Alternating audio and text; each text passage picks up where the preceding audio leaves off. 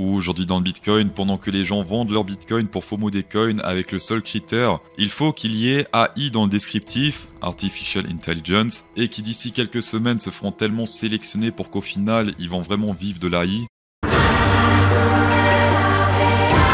Elle est pas mal, faut que je la ressorte. Attention, je dis pas que les cryptos AI c'est de la merde, mais qu'il y a pas mal de gens qui se renseignent pas assez et qui se font avoir par des pseudo-projets AI. CryptoSauce n'investit pas dans les cryptos AI, mais dans le cœur de l'AI qui est Nvidia. CryptoSauce se focus bien sûr sur le king qui reste avant tout le Bitcoin, en dépit des short-term boys. Je vous partagerai également une stratégie de rat pour se faire 10 USDT facilement. Je proposerai également du Bitcoin en semainly, du on-chain, du Ethereum et peut-être même de la Bitcoin dominance. Et on va checker tout ça dans cette vidéo.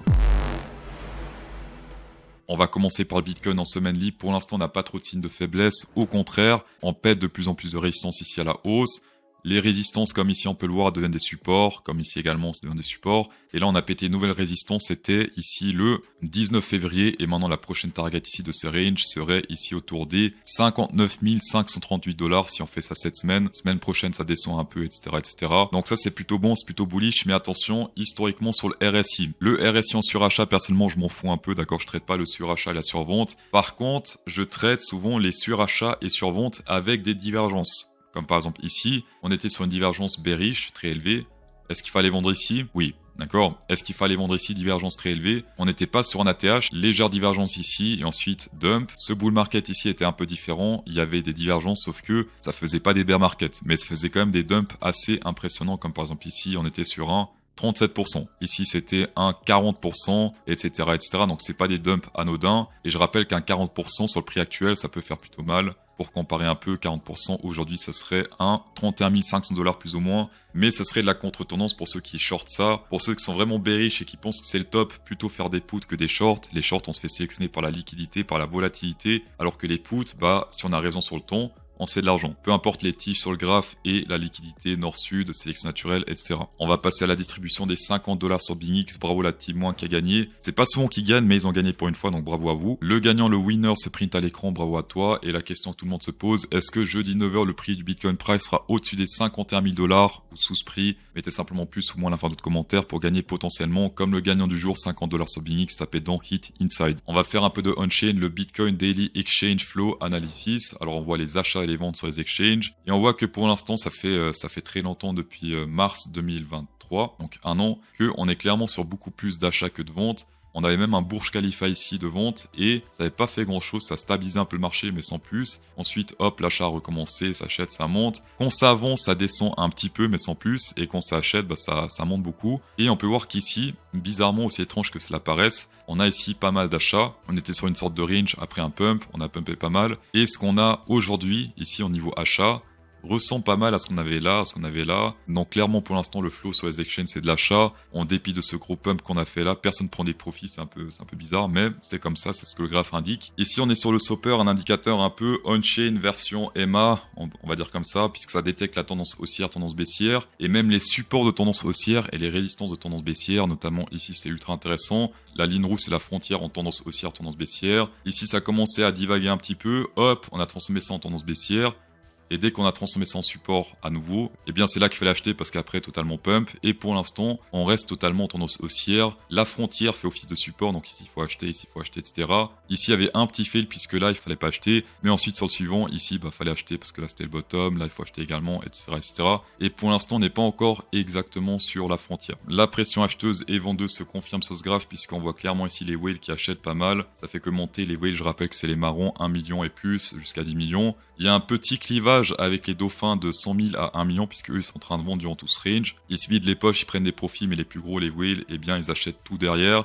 Les whales, quand on est sur des ranges ou quand on monte, ils achètent en mode un peu random, donc c'est pas forcément les meilleurs moments pour acheter. Quand j'aime ce graphe, en tout cas, c'est quand vraiment l'action price se pète la gueule et que je vois les whales commencent à devenir bullish, c'est là que je suis également bullish. On va passer sur la stratégie de rat avec zéro risque. Pour ceux qui savent pas, le BGB, c'est le coin de BitGet. Il est en train d'exploser pas mal, il a fait 100% en quelques jours. 50 centimes, il a fait quasiment 100% de pump. Et bien sûr, je vais pas vous dire d'acheter après un 100% de pump, ce serait très con. Je sais que d'autres youtubeurs font ça, mais pas moi. En gros, BitGet, ils m'ont contacté, ils ont dit ouais, pour fêter ça, ce gros pump sur BGB, eh bien on va distribuer des BGB à tes abonnés. C'est que 10$ par personne, mais c'est toujours ça, puisque j'avais dit que c'est une stratégie DRA. Et j'irai encore plus loin parce qu'ils ont un critère, mais je vais vous expliquer comment contourner ce critère. Le seul critère BitGet, c'est d'avoir créé le compte, bien sûr, avec CryptoSauce en description, et d'avoir fait 0 trade. Alors soit vous avez un ancien compte et vous avez fait 0 trade, soit vous avez fait un nouveau compte aujourd'hui, demain, peu importe, et vous avez fait 0 trade. Donc ça, c'est le premier critère pour le airdrop de 10 BGB. Le deuxième critère, c'est d'avoir un volume de trading d'au moins $100, et c'est là justement où la stratégie DRA va rentrer en jeu. Ce que vous pouvez faire ici, c'est par exemple aller sur Bitcoin et faire un trade de $5 levier 20 et vous faites stop loss à 1% et prise de profit 1%, donc risque récompense 1. $5 levier 20, ça marche puisque ça fait $100, donc ça fait un volume de $100, vous êtes éligible au BGB. Imaginons que vous perdez le trade, scénario bad. Vous perdez $1, mais vous gagnez ensuite $10. Imaginons que vous gagnez le trade, 1%, vous gagnez $1, puis $10, bénéfice $11. Après, libre à vous d'organiser ce trade, mais le worst case scénario, ce serait un $9. Théoriquement, vous pouvez même faire du 0,5 stop loss pour perdre 50 centimes si vous perdez. Libre à vous, mais vous avez compris la stratégie. Et la distribution des 10 BGB, c'est au plus tard le 15 mars sur votre compte BitGet, tapez dedans.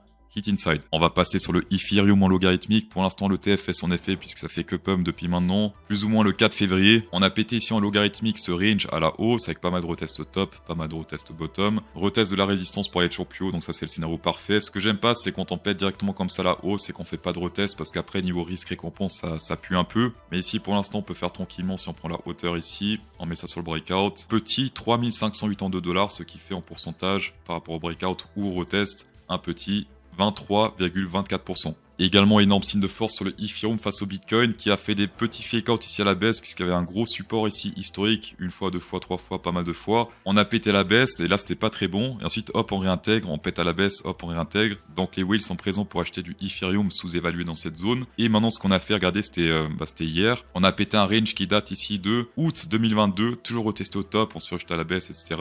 Et là on a officiellement breakout ce truc à la hausse. Et comme d'hab ici, ce que j'aime bien c'est retest pour être toujours plus haut. Et la target pour l'instant ce serait ici, on prend la hauteur et on met sur le breakout, ce qui ferait ici en pourcentage 31%. Ça vous pouvez soit le trader en tradant la paire Bitcoin contre le Ethereum, soit pour ceux qui ont seulement les USDT comme paire, donc USDT Bitcoin, USDT Ethereum, longuer le Ethereum, shorter le Bitcoin, ça fait également la différence. Mais très important, il faut longuer, shorter le même montant. Et il faut un bot pour placer les stop loss parce que de base, vous pouvez seulement placer stop loss contre le dollar et non pas Ethereum contre le Bitcoin.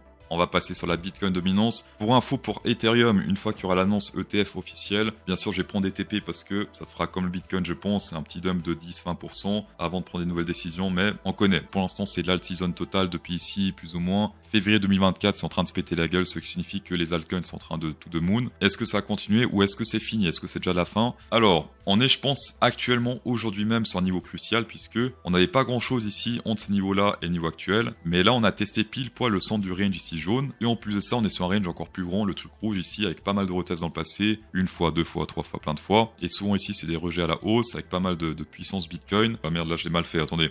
Un range peut péter à la baisse, mais si on voit une stabilisation ici sur le niveau rouge, ou même, ce qu'on peut faire théoriquement, c'est péter à la baisse, stabilisation sous ce niveau, un truc comme ça. Dans ce cas, en effet, c'est encore plus bullish pour les altcoins. Mais pour l'instant, on peut être sur une pause parce que souvent ici, c'était des pauses. Très important de surveiller comment la dominance va réagir sur ce niveau. Et également ici sur le RSI, on peut voir qu'on a pas mal de retests au top, au bottom. Et pour l'instant, on s'approche du bottom, sachant que historiquement, sur ce bottom ici, on a fait, quand on s'approchait, des rebonds assez incroyables, notamment ici. On a pumpé ici également. Et ici également. Là, il y a clairement pas mal de monde qui se désintéresse du Bitcoin pour aller dans les altcoins IA, etc. Le moment parfait pour surprendre un peu ici sur la dominance. Et historiquement, c'était pareil. Personne n'avait de l'intérêt pour le Bitcoin dans ces zones. Et c'est dans ces zones-là qu'il a fait des bottoms. Dans tous les cas, merci d'avoir checké cette vidéo, c'est toujours un plaisir. Insérez un pouce bleu dans cette vidéo pour incrémenter encore plus le plaisir. Et bonne soirée.